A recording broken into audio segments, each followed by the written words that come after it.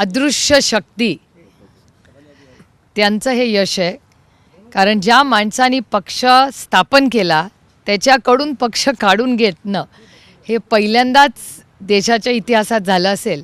पण मला काही आश्चर्य वाटत नाही, कारण काही अपेक्षित होतं. हे महाराष्ट्राच्या विरोधात मोठं षडयंत्र आहे.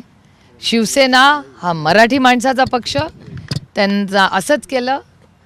आदरणीय पवारसाहेब राष्ट्रवादी काँग्रेस पक्ष हा मराठीच माणसाचा पक्ष, त्याच्यामुळे मराठी माणसाच्या विरोधात, महाराष्ट्राच्या विरोधात सातत्याने अदृश्य शक्ती जे निर्णय घेत असते त्याचं आणखीन एक उदाहरण.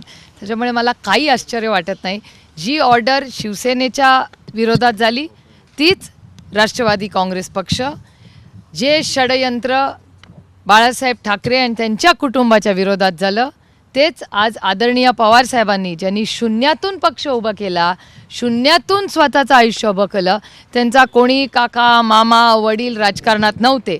आदरणीय पवारसाहेबांनी त्यांचं सगळं राजकीय जे आयुष्य आहे ते शून्यातून उभं केलेलं आहे आणि त्यांनी स्वतः तो पक्ष उभा केलेला आहे. आणि आज त्यांच्याकडून त्यांनी स्वतः सुरुवात केलेला फाउंडर मेंबर असूनही शून्यातून सुरू केलेला पक्ष आज त्यांच्याकडून काढून घेतलेला आहे. पण मला काही आश्चर्य वाटत नाही, कारण का ज्या पद्धतीने सेनेचं त्यांनी केलं तसंच आमचं करतायत.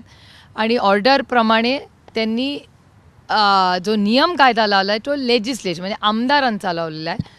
आज सुप्रीम कोर्टाचं जर तुम्ही ऑर्डर आधीची वाचली असेल तर त्याप्रमाणे लेजिस्लेटिव्ह स्ट्रेंथ म्हणजे आमदारांचं जी स्ट्रेंथ आहे, जो नंबर आहे त्याच्यावरनं पक्ष ठरत नाही, संघटना ठरवते.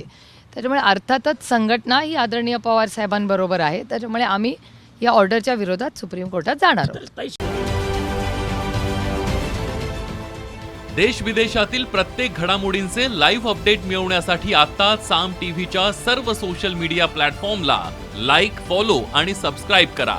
तसंच सर्व नोटिफिकेशनसाठी बेल आयकॉन प्रेस करायला विसरू नका.